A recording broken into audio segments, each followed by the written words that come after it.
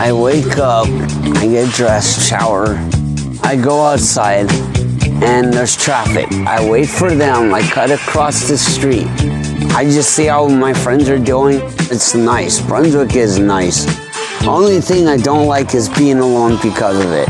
I mean, people need to come over and see other sides of me that they don't see. My name is Josh Duffy. I have Williams Syndrome.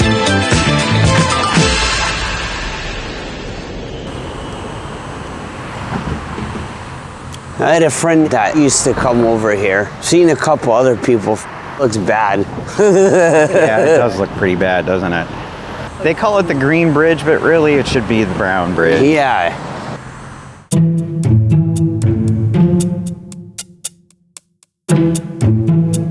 Dear Brunswick, what's your thought on this bridge? Should they get rid of it? Should they fix it? Should they de-rust it and weld it some more?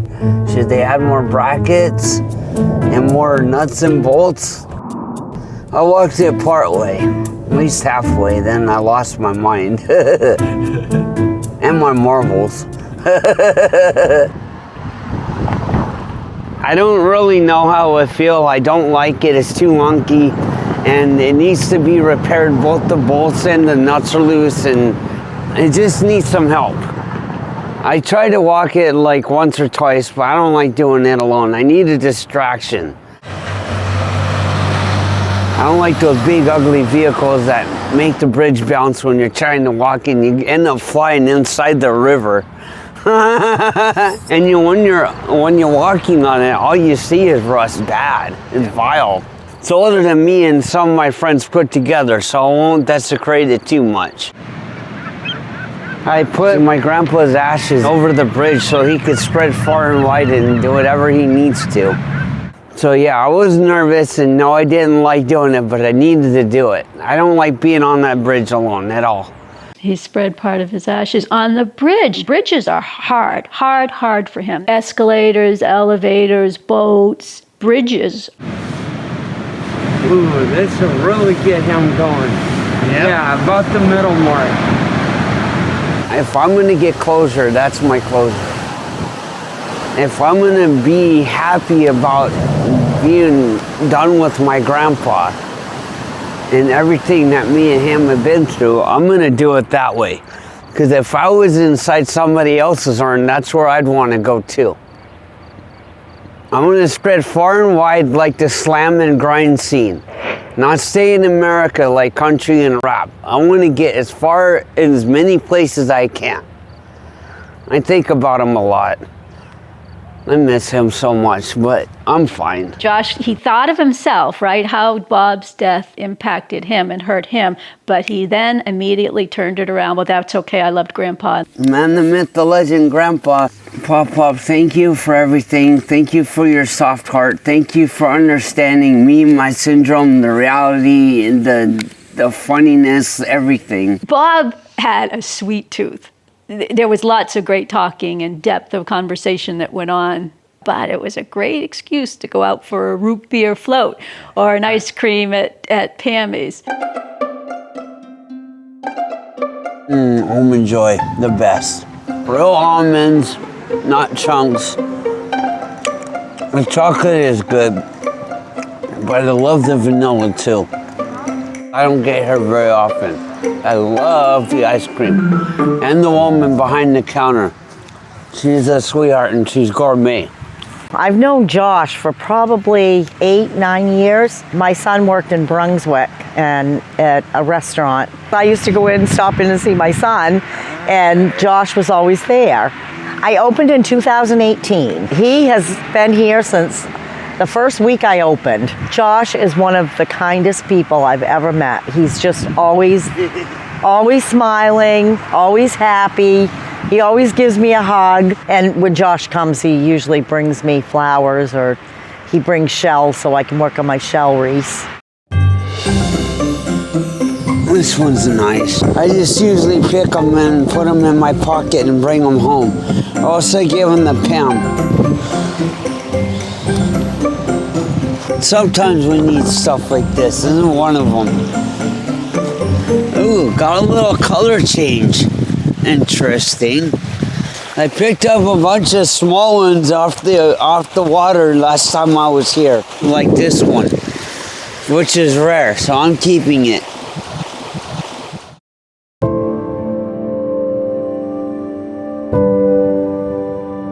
I was a very young mom. I was 22 years old. They suspected Williams Syndrome in Joshua's blood test. They did some testing beforehand just to make sure everything was fine, and everything was. I had him in 5.5 hours. I had him at home with a midwife and a doctor. He was small. He was 5 pounds. He was real colicky and a bit fussy. He was late in walking. We were trying to get him to walk, and we'd each hold a hand, his dad and I, and he would cry, and it ended up, his eyes, he wasn't looking at you with each eye together. They were like working one at a time independently. So they did surgery at approximately 1.5 years, 2 years old, and from then on, he walked. For a lot of families, the beginning is quite traumatic because they're small. They might have some heart problems or medical problems, fraught with all the fears and worries and sadnesses of what's not going to be or what might not be, or medical worries. But I would say most families do really well and are really happy and live normal lives and are happy with their kids, and through their bumps in the road and hard times. And I think the bond across families of parents of kids with Williams syndrome is really, really strong and helpful too. It didn't take them long to figure it was Williams syndrome, which actually 42 years ago was very new, just being branched off from Downs. A lot of kids with Williams syndrome have really strong sort of factual memory and vocabulary, and really trouble with math and with directions. Language for Joshua is very, very strong point, but probably not so much math. As a little boy tying his shoe, the fine motor skills, his writing. If he practices, if he had a girlfriend that he had to impress. His schooling was a real trial. It was really hard for him. In the little county where we were, he went to like 5 schools, and none of them, it didn't work. No one's swimming. There's that cool pond we were talking about the other day. Yeah. Yep. That first day of kindergarten, apparently he got into lots of kids' lunch and wanted to know what they had in their lunch pail. From that day on, Joshua till graduation was in special ed. Naked boys at the beach. Yeah, he's fun. This is visiting Maine. This is at his grandpa's. Then they sent him to the advocate school, what I call the bad boy school. He was so happy. I went to a bad boy school. I loved it there. He had 2 teachers. He had all the attention he could possibly stand. Kids in elementary school with Williams syndrome can feel very isolated. And there's a lot of push now, and for many good reasons, towards inclusion. So a child with Williams syndrome might be one of very few kids with a disability in their classroom. And they might or might not know other kids with disabilities. And inclusion has its upsides in terms of acceptance and part of the community, but it also can leave kids in a more vulnerable position of feeling like the one left out. Regular school sucked. I was homeschooled for a while. I was in special ed. The recesses were too short. The teachers were too by the book. You thought it was strict being in the Bible, and yeah, it is sometimes. Imagine if you're a school teacher and by the book only because the principal said so, and you couldn't even think otherwise you got one number, one letter off, and then you're D or F. I got my fair share of good grades and horrible grades, so. He did very well for that year there. And I think shortly after that, that's when we moved to Colorado. And that was an area, it was very remote. And I told him, there's one school. And if you don't go to that school, I'll have to send you away. I knew I probably wouldn't, but I wanted to scare him enough that he would get it together and just do school. And he did. He did. Were you posing for those? Yeah, these are his graduations. They really did a beautiful job that year. When he graduated, I mean, it was such a neat little town and everybody took care of everybody and all the kids loved Joshua and they let him graduate first. I was the first one out. There was a big crowd and everybody was so happy to finally get rid of me. Haven't seen anybody in 20 years. Hello, Pagosa, how are you? Trying to find people from Pagosa. They're so different, like the last names and whether they remember you or not, how good you were, how crazy you were, it's one of them things. When he was a young kid, he was in the Special Olympics in Colorado. He was a skier. This is Special Olympics. Oh yeah, I love Nancy. This is being a global messenger for Special Olympics, where he did a speech. A lot of skiing, a lot of preparation, a lot of skiing. A lot of suicidal skiing, that's what I'm calling it, because I didn't ski like everybody else. When I was going down, I hauled down. Slalom. When the last 4 or 5 or 6 feet came, I pushed myself onto my skis. I won a gold, silver, and a couple of bronze. It was good. It was a lot of fun. Yay, sweet! Being the older, younger brother, we had a lot of separation with 4 years between us. We weren't side-by-side brothers, buddies that hung out and did stuff.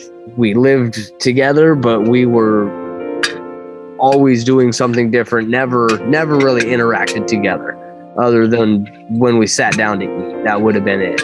I guess I always had myself in mind, and yeah, Josh had his own thing going the whole time. If the parents went somewhere, I would be the one to more so hold down the house or be in charge of watching the house, taking care of those kinds of things. Remember one time as a kid, Josh trucked off in snowy Alamosa and ended up getting lost, had no idea where he was or how to get home, and was able to track him because of the snow and the way that he walks.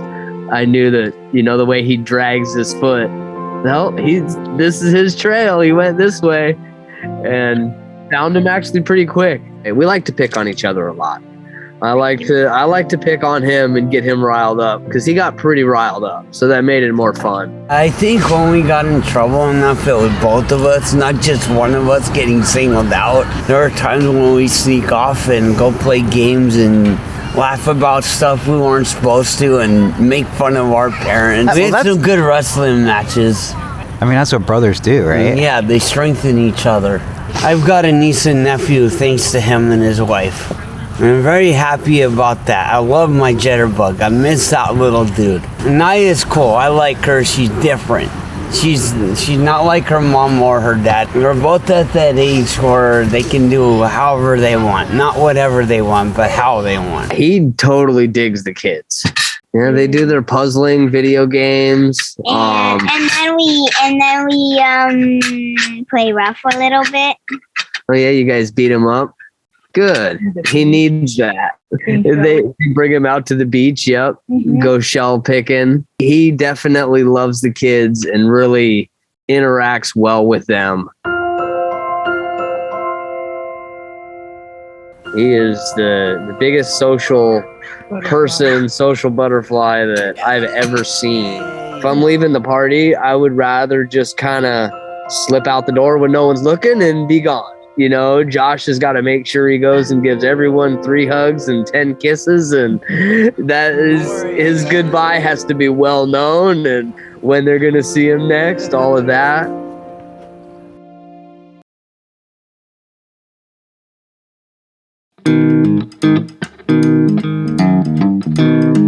If I screw up, then I screw up.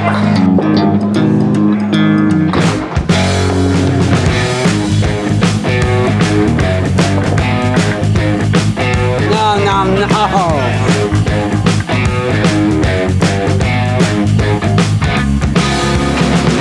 The first time that I met Josh, I was in a bad place in my life. Just moved up here to Maine, didn't really know anybody. Josh was the first person that I met in Brunswick. He befriended me instantly and we just bonded immediately. I think a lot of it had to do with the loneliness factor. Josh has a million friends and a million acquaintances, but he always feels alone. Sorry. Now, 7 years later, we hang out like at least twice a week.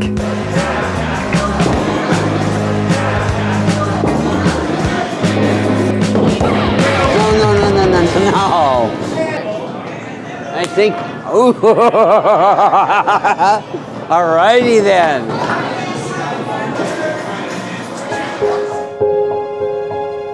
I was having a conversation with somebody once, talking about how I was a little bit alone, didn't have a girlfriend. He knew Josh, and he looked at me and he said, maybe you don't have a girlfriend because of who you're hanging out with. To which I said, A, I'm not going to be your friend anymore. And B, if any girl out there is willing to not be my girlfriend because I hang out with Josh, then I wouldn't want to have anything to do with her either. Don't be afraid of Josh. Sometimes people don't know what to do with his energy. And so people tend to get either like really standoffish and make faces. So there's been a few times where I've explained to the other people, oh, like he does have Williams syndrome, like he's harmless, he's a great guy, like he'll talk to you if you go talk to him, like he'll smile if you wave to him, he'll give you a wave right back. And like, you don't have to be afraid of Josh. He's actually given me quite a bit of knowledge. I didn't know what Williams syndrome was until I met Josh, actually. So he's shed some light and some knowledge onto my life, and he'll shed some light and knowledge onto your guys's. I think almost everybody that knows Josh tries to look out for Joshy a little bit because he's a good guy. Here in Maine, we're all pretty tight friends. I've occasionally heard people say some things to me. I usually correct them right away. And how cool of a guy Joshy is, and they should be talking about Joshy. They almost always agree with me on the spot. And they're just like, yeah, wow, that was a pretty mean thing to say. And that they did in Colorado too, because he would go into the bars. I was working at a restaurant and I wouldn't get out till about 11 at night. I'd drive by and either the bouncer would say, yeah, Josh is in here, he's having a great time, or I'd just park there and I could see Joshua's head boing, boing, boing, boing, doing his dancing. Just the fact that he's looked out for in this town and that so many people know him at all these different establishments where he might hang out, that's what you want for adults who might be vulnerable too. You want that for their well-being and friendly upbeatness, that there's friends everywhere, but that way people are looking out. So if people come in who don't know him, won't get taken advantage of. I mean, even in the hometown where we grew up together, the couple times I did go out with him there, people would come up to me and, oh man, I didn't know that was your brother. And they'd tell me how they look out for him. And, you know, or even times where if someone was insulting, they'd put an end to it. Some stranger from out of town was trying to get Josh drunk. And the locals in the bar just said, nope, he gets Coke and that's it. If I saw him out in a group and he felt uncomfortable, I would always go out of my way to just make sure he was okay and just talk to him and greet him and treat him with respect like everyone deserves. That's the big thing with Josh. If somebody tries to take advantage of him, we're going to be right there for him. Everybody looks out for Josh, but his close friends look out for him even more. I've had multiple people try to offer Josh shots or beer, and it gets a little awkward, but I have to look out for him sometimes, you know, slide a root beer float in front of him instead of a Jameson, and he responds better to the root beer floats. Sometimes if we're at the bar together and somebody offers him a shot or a drink, he'll look over at me almost for verification, and I'll just say, it's up to you, dude. Just be extremely careful. I take Josh out of town, and about the third day in, I get a call from the Brunswick Police Department. They want to know if I know where Josh is. Somebody in the apartment building hadn't seen Josh, and they reported it. I said, yes, I have him right here. I just was so thankful. I think I wrote them a letter afterwards, and now whenever I take Joshua out of town, we go to the police department, and I tell them, Joshua Duffy will be out of town from this date to this date. And it has been a very supportive community for lots of people with different varying disabilities.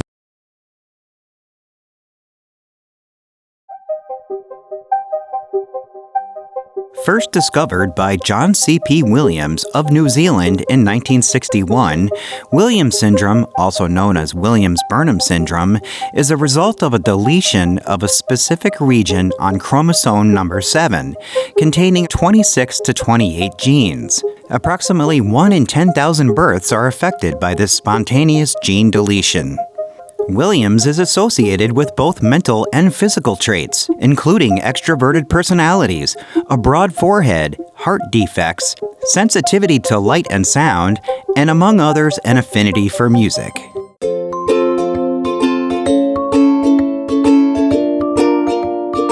More recently, there have been studies to indicate that domestic dogs may have the same genetic marker as people with Williams syndrome. Dogs will come and greet a person and greet them again and continue to greet them whether or not that person is reciprocating that affection. And in some cases, they'll be just as enthusiastic with strangers as they are with their own owners. And so what we found is that actually corresponds to some of these genetic regions. This is really exciting because it suggests that there might be this common mechanism between some of these developmental delays that we've seen in humans, especially with Williams-Burnham syndrome, and this incredibly prosocial behavior that makes dogs very unique. According to a PBS Nova special, people with Williams syndrome may have the same level of the love hormone, oxytocin, as man's best friend does. Geneticists are suggesting the reason for the higher level of oxytocin is due to the same genetic mutations that occur in the dog genome.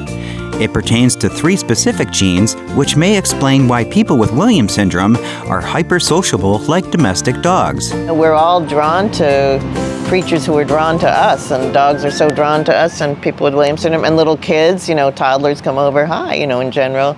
It's all, it makes us all feel good, that kind of people who's seeking the connection. You want to be pet. Like a kitten. And if somebody doesn't come up to you and pat you on the head, rub your belly, then you get upset. I know. That's where it can be so hard for people with Williams syndrome if there aren't people who want to connect back, because that's what they're seeking, almost like candy, like that feels so good. And if you aren't that good at getting that, or if you don't have people around who are up for interacting with you, that's very hard.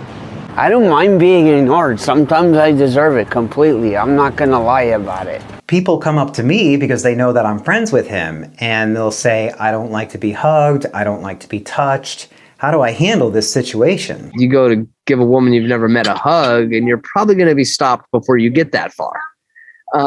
You go to kiss him, and you know you're going to get stopped before you get that far, if not worse. But he smooths his way in there. I see it as, you know, a third party that's known him my whole life. I see him consciously using his syndrome as a reason to go in, get that extra affection, extra hug. But he needs it. He's alone. You know, he's a 42-year-old man now that needs a lot of affection, and he's got no one to give it to him. So, you know, I can't really blame him. Very often people with Williams syndrome, it doesn't occur to them other people don't want to be hugged, because of course they want to be hugged. It feels so good. So I think being very straightforward, and it's not a rejection of the person, it's just what someone else is comfortable with. You need to be 100% honest. He will be extremely respectful once that directness is given towards him. He definitely has a tendency to he's very, very affectionate. likes to hug, likes to kiss. I wouldn't say it's negative, but boundaries are an important conversation to have with Josh, and he's receptive to it. I would say guys need to be 100% honest as well. A lot of times he wants people to come over to his apartment, and they might not really know him as a true friend, more of an acquaintance. But with Josh, there's no difference between those two. And that's one of the things about Williams is they have a million acquaintances and no real friends. A lot of times he'll say, hey, why don't you come over to my place and we'll watch a movie or work on a puzzle or listen to some music. And if you say, yeah, okay, I'll be there, he will be waiting for that phone call. That's just the way he is. He'll hit you up on Facebook that next day asking you, where are you? You said you were going to be here. It's that sort of polite rejection that's very hard, I think, for people to grasp with Williams syndrome. It's like if you say yes, they said they're coming over. It's the nuance that's tricky. And people will think they're being nice about being nuanced about rejection, and it doesn't end up being nice. Most people don't want to hurt other people's feelings, and that's completely normal. And I know he has a disability, so I feel bad for him. And no, I think just if everybody were more straightforward with everybody, it would help. You need to be 100% honest and 100% direct.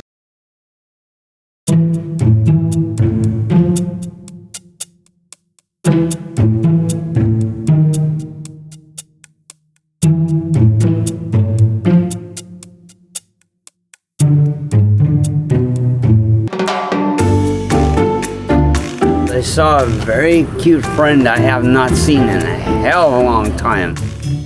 I gave her some flowers, so that was very good, and I'm glad I did it. We hung out, we had not food but drinks, and we talked for a while, and she was very happy and bubbly, and I'm thankful for that. The first time I met Josh, I was 8, and he said hi and we talked, and then I used to just see him around town all the time. And when I started working at Mai Tai, he came in and I was like, hey, I see you all the time, what's up?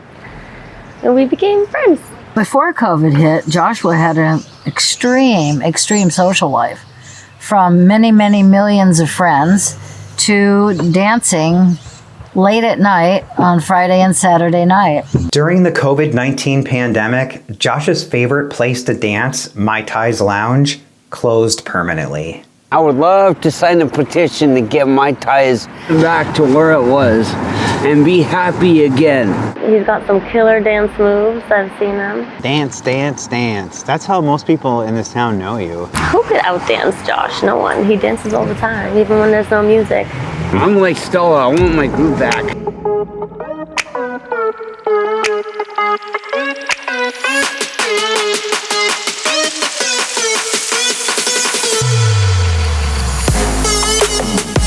I had a real job, being myself in here, dancing my ass off, talking to people, seeing how they were doing.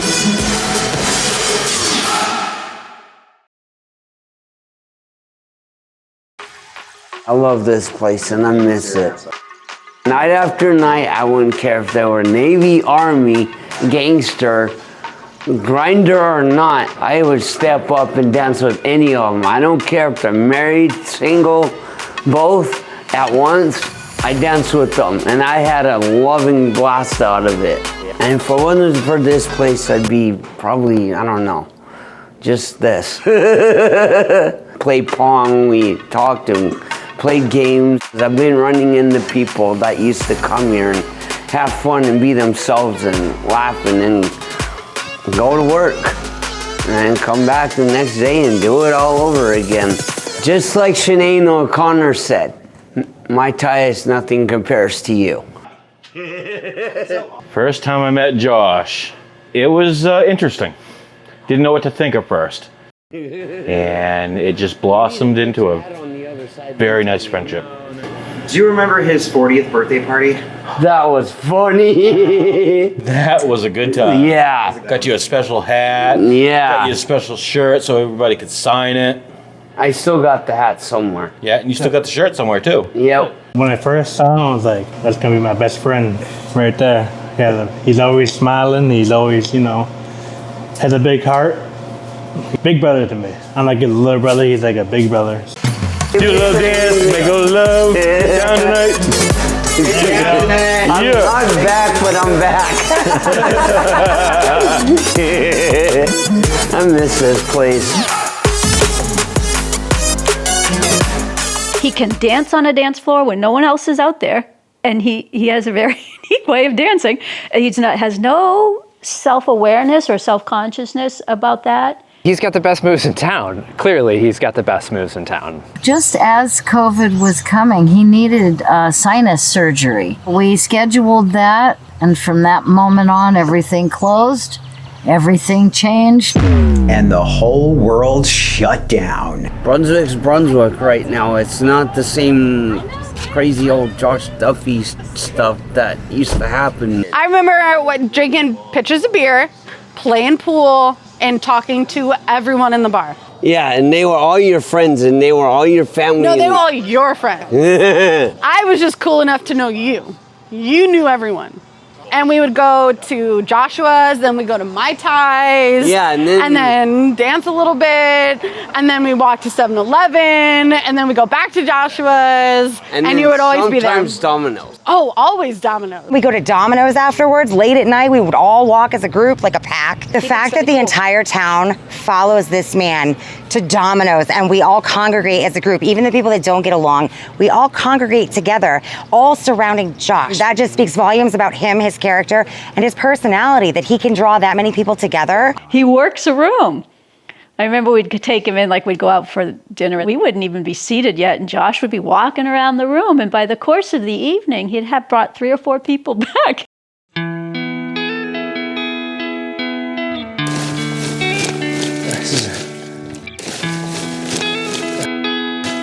This is gonna be fun.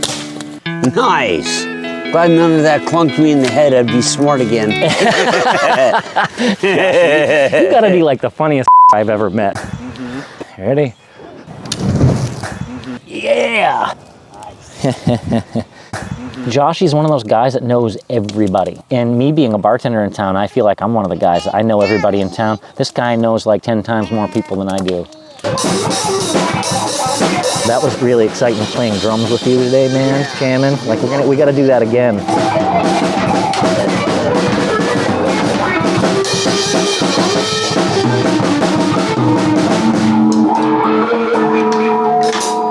You know like every type of music out there. Metal, jazz, the rock. To me, someone who's a musician, and I also love music, like that's pretty impressive to meet somebody that's really versatile like that, man. Lila's gonna try to steal the show here. She's known Joshy since she was born. Out of everybody out there, Joshy's one of the people that she knows by name. He'll walk up and she'll be like, "Oh, hi, Joshy." Hey, Joshy. Hi, Joshy. Ethan. Yeah. Lila, you show Joshy your fort? As long as Lila is having fun and being happy and smiling and laughing, that's all I care about. You can take that to her anytime. You gotta name the horsey. Whenever we go to the bar, it's uncanny. He'll always seem to show up. She'll hear him laughing from across the bar, and she'll mirror his laugh. It's great. It's great. So you'll hear them echoing laughs back and forth. I think that there are a majority of folks out there that kind of preface their music tastes as far as genre first. That's not that way with Josh. He loves music. He loves live music. He loves being there. He loves the scene. He loves talking about music. He loves interacting with the musicians. He's not embarrassed to show his passion. He's not embarrassed to show his love of people. Arm around you, remembers so clearly so many of the instances where he's interacted with you in the past. He remembers stuff about my life 20 years back. Josh is a different person than most people that you might meet. But if you come into meeting him with expectations, maybe that does one thing, but if you just meet Josh where he is as a human being, it should be very plain to see. He's really intelligent. Once the restrictions to COVID ended up being alleviated, Josh got his first chance to go out dancing in almost a year and a half. he was ecstatic. Me and my friend Jake stormed the place, and there was a really cool band there. They got the encore too, straight from the owners. We have been asked to play an extra hour because we were done at 10. They were very nice. They were on top of their game. They knew what they were doing, even with their country stuff, which me and Jake were okay with. They still know what they were doing. They played a badass cover of Zombie. And they played a couple other good songs. They're a good cover band. And then all of a sudden, all the groupies came and they started dancing. I had to get out the way. And the next day, we actually went out to yet another bar, and he got to do even more dancing. The first band, Crushed by Amps, was badass. They remind me of Down from the Moon, except for more doomier. Less slammier and a tad bit more grindier.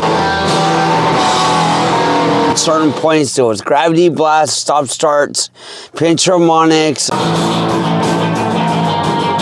Very laid back vocally, but still brutal and groovy. There were so many people there, I had to say hi to them too. And then deal with their food. I had a blast, and if I could go back in there soon, I would. I thought he was really cool the first moment I met him. He was dancing by himself. He was just having a great time. He has so much fun. He just goes out and he has a great time, and he doesn't really care about what anyone else thinks. I think that's important because I think that nowadays everyone is so uptight in society and everyone has to live a certain way. And I love that about him, that he doesn't care what anyone else thinks and he has a great time no matter what. He'll come up to you and actually start writing down his favorite bands and his favorite music for you to listen to. It usually has to do with you prompting something in the conversation that made him think about a particular song. He just wants to share that experience with you. One time he wanted me to look up, I think it was like something slaughter pig, and I looked it up and it was pretty dark. Pretty opposite of Josh. I got to see some really cool Filipino death metal, I think is what it was. Yes. My undead love for death metal. It all started when I was like 16, 17. My friend Jackson was a Christian, but he listened to some very brutal stuff. He got into like all kinds of stuff from different countries. My mom got me into Pink Floyd, a couple of her friends did. I was into Supertramp, I was into a whole bunch of stuff. And I still am. Hip hop, the wannabe gangster rap. Some of it's gangster rap, but what I got's different.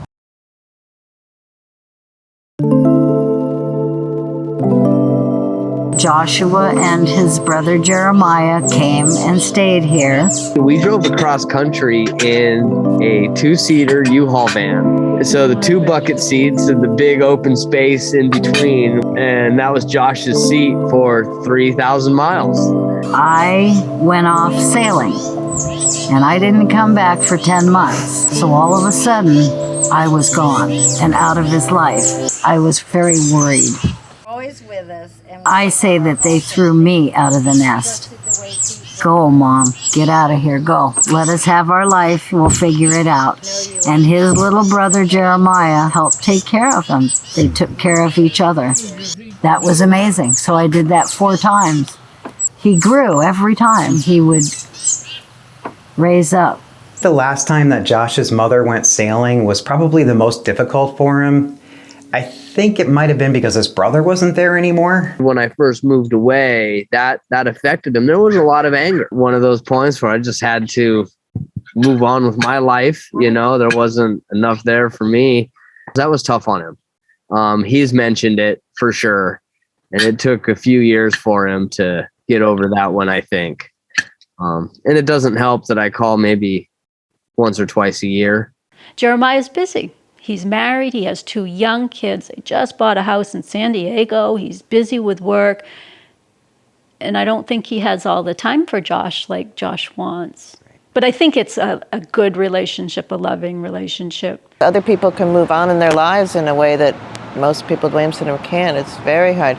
I mean, that's where sometimes you have to sort of keep finding new people and finding new people, you know. To advertise for someone to stay with Joshua, the first few times I was advertising free rent because it was free rent for somebody who would take care and just hang out and be with Josh. We got this lady and we thought, oh, a lady. Okay, this'll work. But then she got her granddaughter involved. Josh is very routine oriented, and his routine kind of got messed up. And he was in a tough, unexpected living situation as well. This is the ghetto I used to live at 7 or 8 years ago. And I'm sorry for calling it that, but it's what it is. Not like people would get shot, but there was a lot of drugs. There was sometimes cops, and things weren't always pretty. This is the building. I was in hell for a year straight. My mom left and there was nothing I could have done about it. I knew what was happening, but I didn't know. You know, like I couldn't have had my house for a year. I just remember it not being a good scene. I would go over and pick him up, and I didn't care for the neighborhood. I didn't feel like it was safe. I didn't feel that I was even safe there. It wasn't where I wanted to be. People were yelling and swearing. The house he was in, I don't think gave him much more than maybe a half of a bedroom. I lived with like 6 people. I had a very small room inside my building. It was strict, it was brutal, it was hell. I was mentally homeless. I had, you know, she was nice to me, but when it came to her family, it was them first, and I was like an infant. That was a horrible, horrible mistake. We learned. At this time, he also lost his job and he got kicked out of his favorite bar. So it was a really, really rough time for him. I lost my job at Movie Gallery. They were consolidating because Netflix took everything over. For some reason, he thought he had to move. He started packing up all of his bags and bringing them to the bar and just leaving them there. I potentially thought I was moving, but I wasn't. I was so tired of everything, and I just lost it. So Joshy got banned from the bar. How long was it, Joshy? Like a week? 2 weeks, do you remember? 2 weeks, maybe. He brought some bags in and left him in a seat. Almost every day, I'd see Joshy come walking by the window. I first met Josh about 4 years ago, and he was actually getting kicked out. I ran into my mom and him.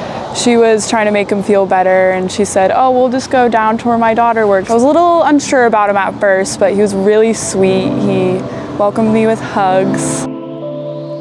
There's a shortcut that his mom likes to take whenever they're going to the mall, and it brings them past the place where he used to live, and he hates it. I hate it. I absolutely hate it. It's not just something you get over, and then being me, the one went through it, I might be that little ankle-biting kid again. Joshua said, I want to live on my own. Only about 10 to 15% of adults with Williams live on their own. And if they are out of the home, they are in supported living groups. But now, Josh has been living on his own without a roommate with his mother's help for like 5 or 6 years now. I mean, really, it isn't until the last, probably about when the kids came out, that he stopped being so angry when we would talk. You know, there's times where he's still got to get his emotions out. But in general, they're much calmer and thought out conversations. The fact that he's home, doing his own thing, taking care of himself with no one's help, that absolutely blows me away. Yeah, that's huge pride for me. And I hope that he sees it himself too. A lot of people have sort of natural supports built in. So like the adult with Williams syndrome might live upstairs and the uncle and aunt might live downstairs or whatever, some kind of natural family support built in. I think the biggest factor in terms of someone living alone is the potential isolation and, you know, loneliness. And that's, I feel like that's the biggest risk for the adults anyway, is loneliness and then depression. And that's true for adults in general, but most of us sort of have a lot of different ways that we can kind of connect to a community, and it's harder if you have Williams syndrome. I don't like to limit him. I don't believe in it. I'm kind of glad this happened. Yeah, well, you learned a whole new thing, didn't you? Yep. When he was maybe 7 or 8, we were doing a test drawing like squares, rectangles, what could he repeat and draw. And he did like 3 of them, and she said, oh, he'll never get past, like 2nd grade or something. Boy, I stood up and I pushed back and I said, Picasso was a famous abstract painter. Look how far he got. Don't tell me my son can't do these things. And he can. Who cares if he can draw a square and a circle and a rectangle? Who cares? It takes some work, though, to know what Josh is talking about. It's not an easy conversation all the time. I remember planning a trip. I guess we had decided on Turkish Airlines. Out of nowhere, Josh is next to us. Morgan Freeman, me too. Morgan Freeman was once a spokesperson 10 years ago for Turkish Airlines. And then separate from that, I guess Morgan Freeman was accused of something in the Me Too movement. So in Josh's mind, in 5 seconds, he put it all together and just blurted it out. If you don't understand what Josh is trying to say, just ask him again. He'll tell you as many times as you need. When Josh gets excited, he gets really excited. So he starts talking wicked fast, so it's hard to keep up sometimes. I do know that some of the other people do have trouble understanding him and what it is that he's trying to communicate with you. And he'll take one story and it can go off in like 6 different directions. He's always referencing stuff based on past experience. And he'll reference it from years ago and, to people that have no clue what he's talking about and where he's coming from. So unless you know him and know the story that he's referencing, it can be really confusing and a lot of interpretation left for us. You just got to take your time with him and really sit down and listen thoroughly to what he's trying to tell you. I mean, he's a good explainer if you listen.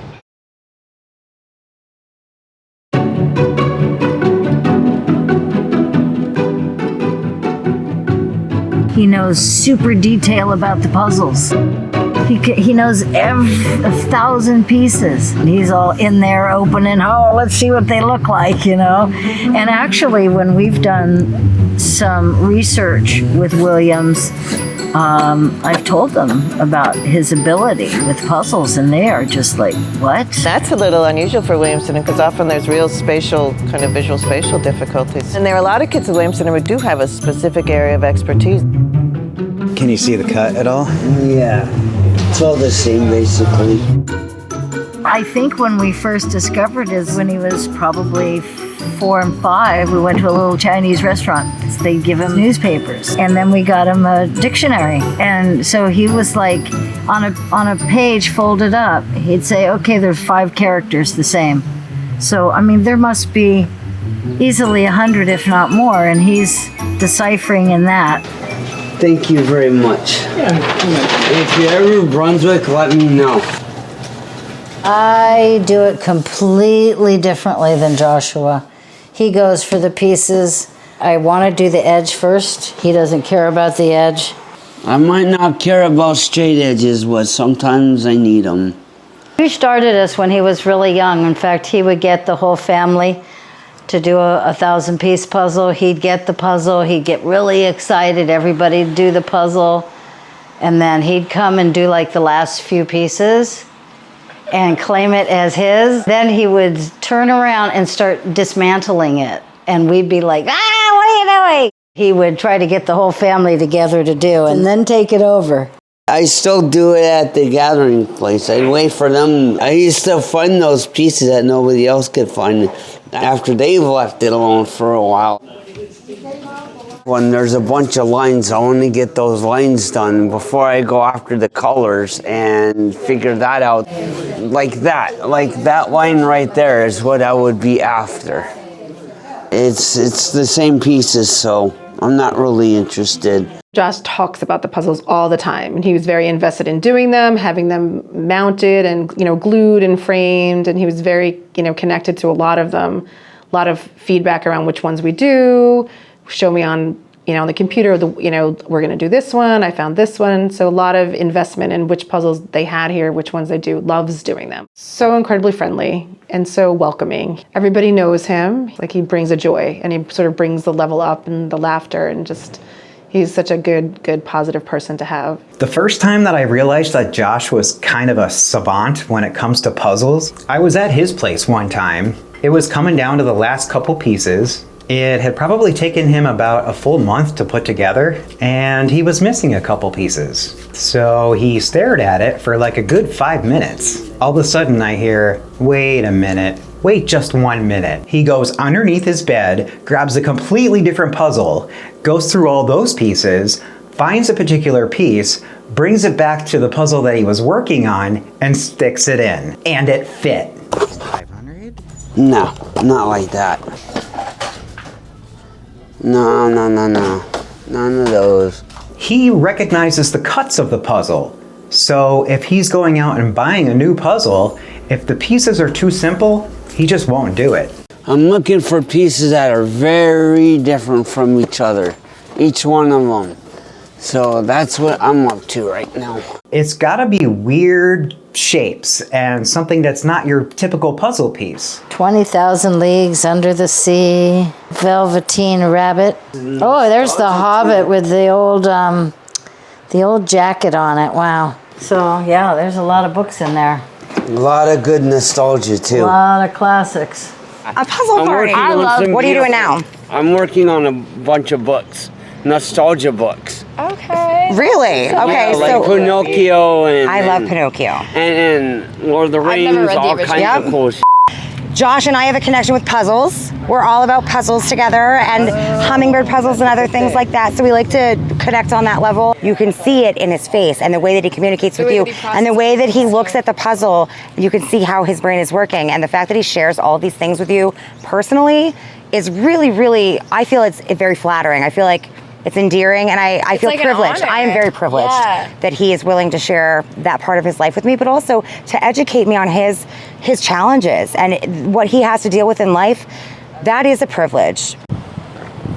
If he ever wants to buy you a puzzle or does buy you a puzzle, it's a show of affection, really.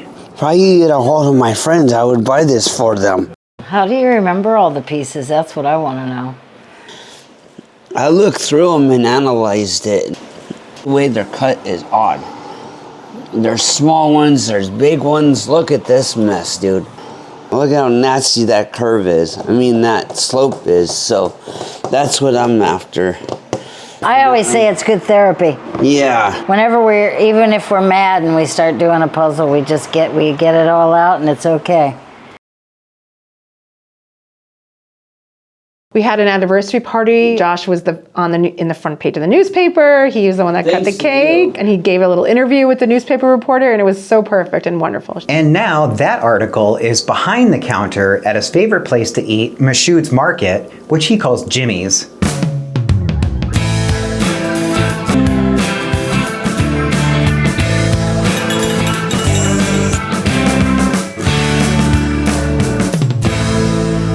My friend Bud brought me here because he was part of Break a Day a very, very long time ago. I fell in love with this place. Head over heels in love with this place. He has the best food ever. Doing the job. It's doing more than a job. He's feeding the community and helping them out and making them laugh. I've never seen anybody eat as much as Josh and not be like 5,000 pounds. I cannot believe how much this man consumes. I'm sorry, Jimmy Mashoud. So you want to have a turkey club without any bread. We're going to put some Havarti dill cheese with it and some ranch dressing instead of mayonnaise, or do you want it in addition to mayo? No, I'll take the ranch. Sorry, Jimmy. I mentally compare everything with Jimmy's because that's where I've been the longest the last couple of months. I'm not saying Jimmy's and Jimmy's only, but at the same time, that's where I've been. All he's missing is a king's crown. That's all he needs. He really is an ambassador to the town of Brunswick, Maine, and the surrounding areas. I've known Josh before I was even a barber. I opened up the shop, and every new person that usually comes in, I'm like, hey, Josh, come on over. We got a new guy for you.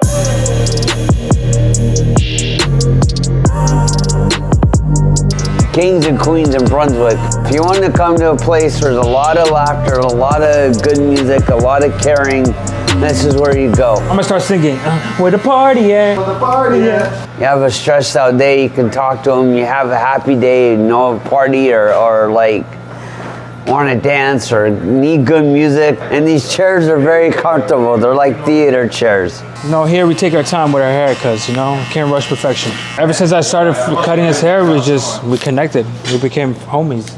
I'm getting older and you looking younger. What's going on here, Mr. Benjamin Button? So, if you had a top 5 movies, music, whatever, what would you do? It's hard to say, honestly. There's just too many people. Because then after that, if I choose 5 of them, I'm going to leave out a lot that I really like, you know? If I had a rapper name, it would be Too Diff. Too different. Too diff? Like different? Oh, okay. Ooh. Yeah, it's cheesy, but you want to know my rapper name? What? Unknown. Ready? 1, 2, 3. I feel a lot better without this. Nasty, dude. Looks badass.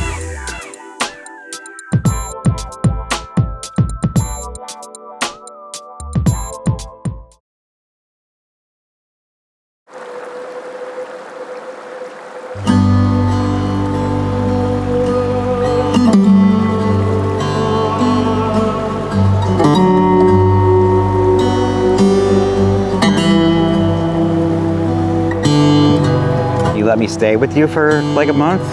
Yeah, that was a lot of fun, man. That was a lot of fun. I needed that company. I needed someone who was laughing, who was like in the same mood I was. Even if it was completely opposite situation. I've never been married. I've never had kids. And I was totally against having both because I know if I did get married, I don't know if I would have been faithful or not. You know, completely. So dramatically, it's like a parasite. You can't just have one. You gotta have 2 or 3 to make up for what the one is.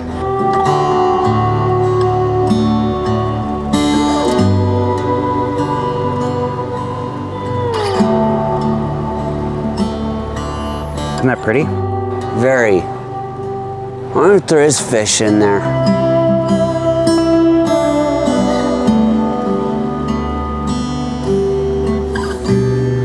If I had kids, my mom would have total custody of them because I don't know if they would have Williams or not. I would be worried it would be hell for her and for me because I wouldn't know what to do. I mean, besides the wiping and the, you know, like what is really going on with my kid? Is it me? Am I having another me or somebody else? I would rather be the father-in-law or the stepfather than actually the kid's father because it would be a lot easier on the wife, the kid, the marriage, everything, if I had one. But nobody in Brunswick's gonna do that. It's not a dare, it's a reality I have to face, and I'm fine with it. Every kid growing up certainly has thoughts of getting married, having kids, having a job, all those things, and then you sort of refine your dreams to fit your circumstances more and more. How do you deal with, how do you I cope stay with it? up late, watch movies, play video games on my computer, listen to a lot of music, just deal with it. Hang out with my mom and whoever else is willing to deal with me. Josh is lonely a lot. And instead of like maybe sympathizing with him or acknowledging what he's saying, I try to make it less severe. So if he's lonely, why don't I just let him be lonely and talk about it? That loneliness is, I mean, I feel like I understand it, but I couldn't imagine what he's actually going through. You know, like the degree of that. I care about marriage about this much, so give me proof that it still works. Do you get like sad or depressed about it? Off and on, but I'm getting older, so either it hits me really, really hard or it doesn't. You think it's easier to do the older you get? Maybe not syndromatically, but maybe. You know, you question yourself whether it's you or, you know, how big your heart is compared to everything else, how, you know, eye color might be wrong or some BS like that. My eyes are extremely blue. A lot of Josh's characteristics are Williams, like crystal blue eyes. But when you see Maya, there's a genetic blue eye. A little bit genetic, because my dad's kind of blue too. Too bad we couldn't have a campfire or something fun like that and get some tents over here. But then the cops would be coming no matter what, so I'm kind of glad. And if it ain't the cops, it's the weather. If it ain't the weather, it's the animals. Boo.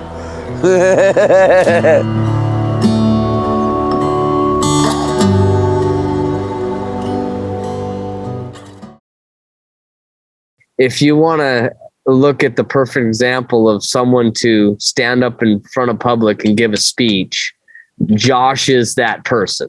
Wouldn't we give our eye teeth to be able to speak so freely and so confidently? I could think of getting up in front of the class, and I could feel myself get all flushed and like all heated and like, oh no, I gotta talk to everyone, and Josh, he shines in the spotlight like that. That's what he's made for. I've heard that he, at funerals, has spoken about the deceased person.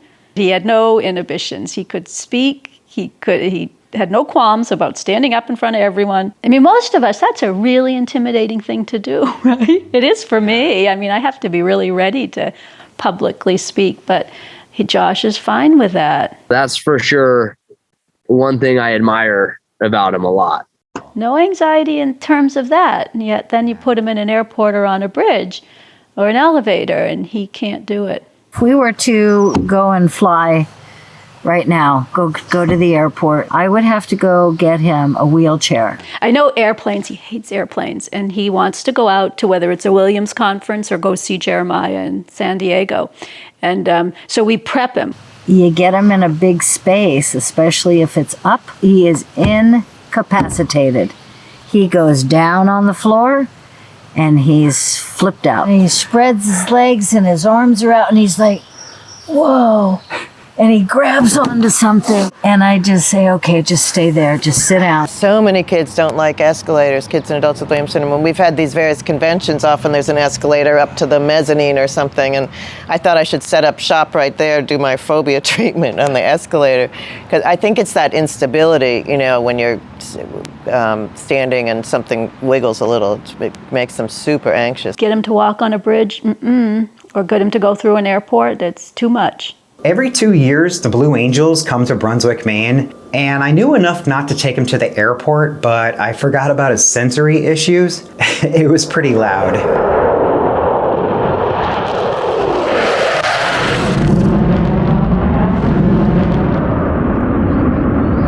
Hello, Blue Angels. Torture my ears. Poor Josh. Cool. Wasn't that cool? The Blue Angels made a roller coaster. My grandpa, bless his soul, used to be one. Yeah, before they were even called the Blue Angels. Yep.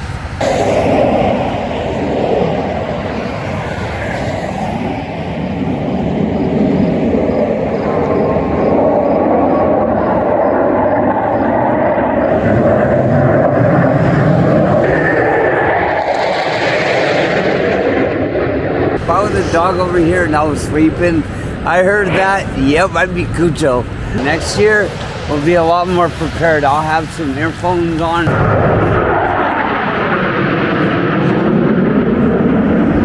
It's over there, dude.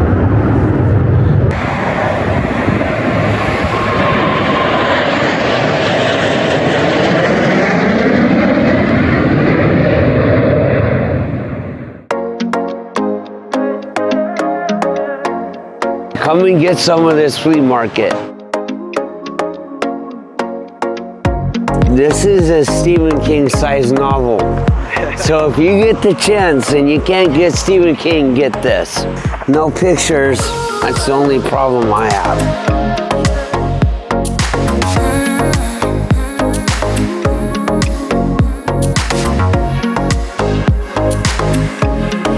Yep, this is the Brunswick Flea Market. If you get the chance, come down here. What have you been up to, Joshy? He's the coolest guy ever. If you want to talk to anybody, come over here and talk to Ian.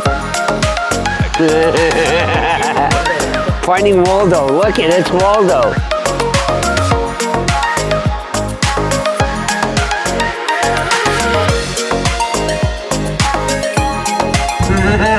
Josh loves women. Josh loves girls, and he loves pretty girls. So I'm going to flatter myself and say that I was a pretty girl then. He loved me, and I loved him immediately.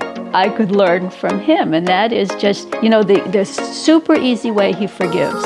He acknowledges things didn't go all right, and then he can turn it around and he loves you again. I don't exactly remember the first time that I met Josh, but I know I saw him around, you know what I mean? Like he knew everybody. Ever since I seen him, whenever we made that first connection, he just gave me respect, human respect. He's just been an invaluable friend to me. He meets more people than you could ever imagine, and he finds the good in everyone. He has so much happiness. It transfers to everybody because he's always smiling, he's always happy, he's always laughing, he wants to dance and have a good time. And it spreads. It spreads among everybody all the time. Nothing like a good hug from Josh. Every time I come home, Josh is gonna be there with open arms. I get a sense of comfort every time I see you, and I appreciate that so much. I really do. I love Josh. He's always so happy and so helpful and wants to do everything for anybody, and very kind and a big heart. Every time he comes in here, it's the biggest bear hug, and it brightens my day every time. See him coming from across the street and you're like, yep, there's Josh. I see him coming across the street, instantly I have a smile on my face. It's super nice to know that Josh will always come up and give me a hug whenever he sees me, whether I'm having a great day or a rough day. He's always wanting to hear about my days. Josh's laugh his laugh and smile is so infectious. His energy is radiant. Just him being there, his energy really is so vibrant. I love Josh. High five. All right. Josh is the best. I'm so glad that he's my neighbor. I had a blast at your house. Secret handshake. Boom. What is it like this? He always cheered up my day, and I'm so glad to know him. Up, like that. Every time he'd come in, he'd cheer everybody up. Down. His special cookie. Man's a local legend. No, they don't call him the mayor for nothing. Mayor, yes. With 2 R's. Mayor Josh. He is the mayor of Brunswick. Give the guy a key. He's got the key. You are Main Street Brunswick. Everyone knows you. Everyone wants to say hi. You're always gonna say hi. He meets and greets everybody. He wants to welcome everybody. So is that not the mayor of Brunswick? What does the mayor do? Represents. Josh rules with that. For many, many families, it's really transformative experience. Life would be pretty boring without him. Josh is living his best life, and I love that about him. You're the man, Josh. You're the man. You the man. You're the man. We could all learn something from Josh. Just the way that he carries himself, man, he's just so much love. He's a very, very positive person. And chances are, probably really likes you. Truly one of my best friends. Insightful. Always got a good attitude. He's ridiculously exuberant. He is the life of the party. Empathetic. He's genuinely interested on how your life is going. He's a little philosopher. Josh has no couth. He goes for it. And you make me laugh, man. You just say the funniest off-the-cuff stuff. He's such a loving, outgoing, affectionate person. Childlike to the point where he can say everything's screwed up, but I'm okay. Definitely very outgoing. He's like a big brother, but a little brother at the same time. He's a true human being.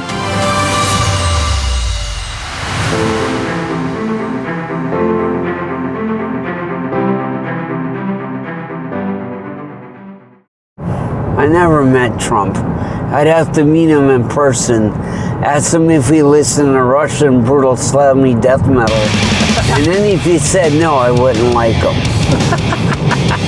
So it has nothing to do with his politics, it has everything to do with what type of music he listens to? Well, if he's gonna communicate with Putin, he might as well get used to their music. Right. Because who knows what they're listening to, if they're listening to anything while they're politicking. So, I just feel that if I shook Trump's hand and asked him a serious question, and if he tells me he listens to country music while he's talking to Putin, I'm gonna laugh my ass off. Something really horribly wrong about that.